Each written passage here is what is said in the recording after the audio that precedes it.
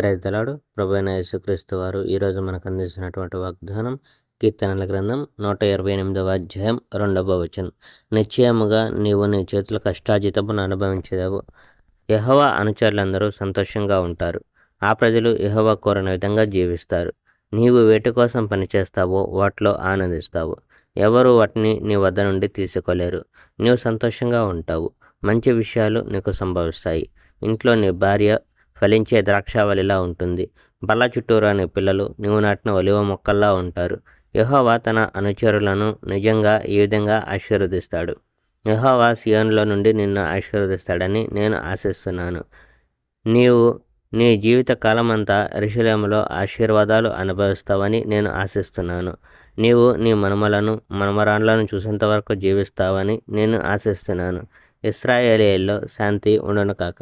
Praise the Lord. May God bless our India.